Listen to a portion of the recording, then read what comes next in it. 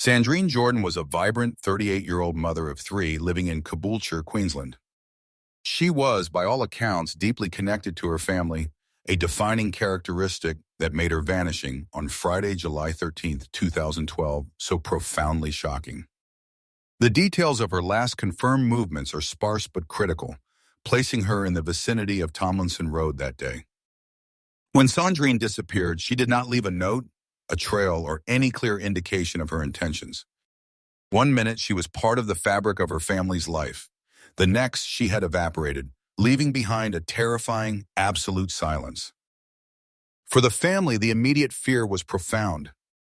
This was not a woman who would abandon her children without a word.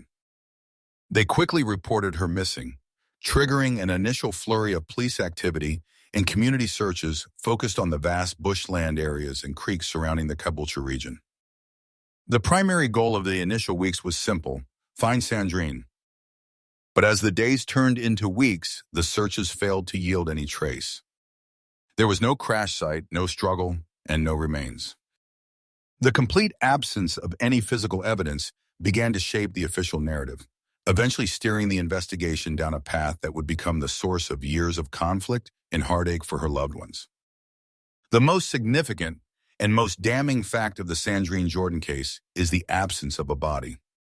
In most missing person cases that turn cold, the search is relentless. Yet in this instance, nothing was ever definitively located or identified as her remains. This lack of discovery presented authorities with a profound dilemma.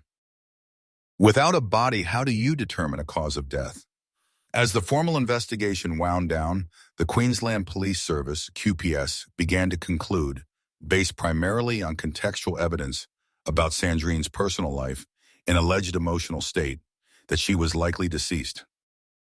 This conclusion culminated in a controversial finding by the Queensland coroner, who officially declared Sandrine Jourdan deceased by suicide.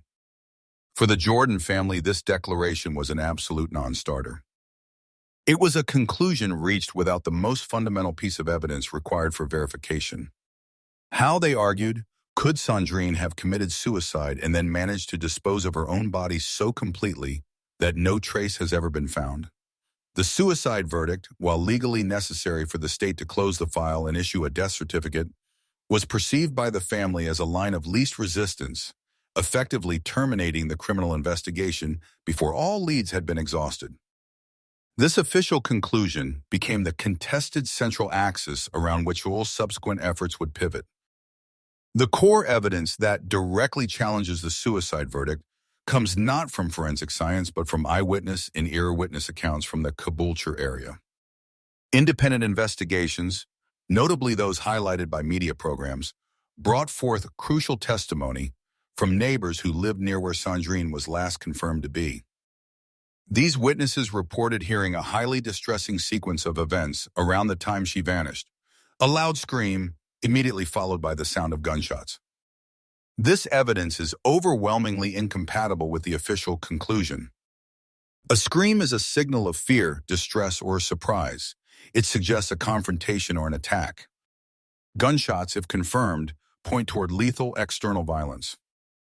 This testimony suggests Sandrine was in the middle of a violent, life-threatening situation, placing her as the likely victim of homicide or accidental death, not a private act of self-harm. The alleged failure of the initial QPS investigation to assign sufficient weight to these accounts, or to treat the area as a potential violent crime scene, remains the most significant and most persistent criticism from those seeking answers in her case. This auditory evidence transforms the case from a vague disappearance into a compelling case of probable foul play. Further evidence that challenges the notion of a simple, private suicide involves strange activities that occurred after Sandrine was gone. These details point to the potential involvement of an external party actively trying to influence the perception of the disappearance. Digital activity: reports surfaced that Sandrine's social media account was accessed or active in the period immediately following her vanishing. While this activity requires careful scrutiny, it could have been an unknowing family member. It also raises the possibility that someone else, perhaps the person involved in her disappearance, was using her devices. Any activity on her personal devices or accounts post-July 2012 demands a full forensic analysis, as it could reveal the perpetrator's location or their attempt to create a facade of normalcy or continued life. Anonymous correspondence. Perhaps the most unsettling piece of evidence is the appearance of anonymous letters sent to the Jourdan family in the months following Sandrine's disappearance. These letters, reportedly signed under a fictional name like Rosetta Bunton, contain specific details or cryptic hints about the circumstances of Sandrine's vanishing. In criminal investigations, anonymous letters are often the hallmark of a guilty party trying to relieve their conscience, misdirect investigators, or even torment the victim's family. The fact that the author possessed knowledge about the circumstances of the disappearance strongly implies they were either involved in or a close witness to what truly happened.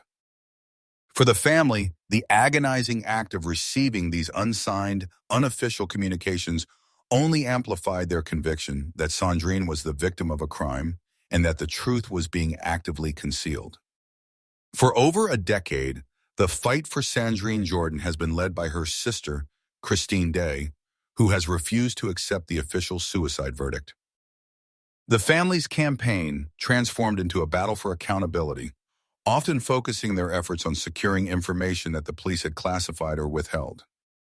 The family was forced to utilize legal means, such as right to information legislation, to pry loose documents related to the handling of key evidence, including Sandrine's digital devices. This ongoing struggle highlights the immense difficulty that families face when they are forced to become amateur detectives, attempting to challenge an institutional conclusion that has been legally cemented. The continuous public interest, fueled by investigative podcasts and media scrutiny, has ensured the case is never truly cold. The persistent focus is on three key facts: the scream and gunshots, the anonymous letters, and the absence of the body. Until the Queensland authorities fully account for this strong contradictory evidence, reopen the case, and secure a final verifiable truth, whether by finding her remains or identifying the source of the violent disturbance, the story of Sandrine Jourdan will remain one of contested closure. Sandrine's story is not finished. It is paused, waiting for the definitive evidence to emerge that will correct the record and finally bring this Caboolture mother home. If you have any information, big or small, please contact Crime Stoppers on 1-800-333-000. It is never too late to come forward. If you enjoyed today's video, please leave the video a thumbs up and subscribe to my channel so you don't miss new videos which are uploaded every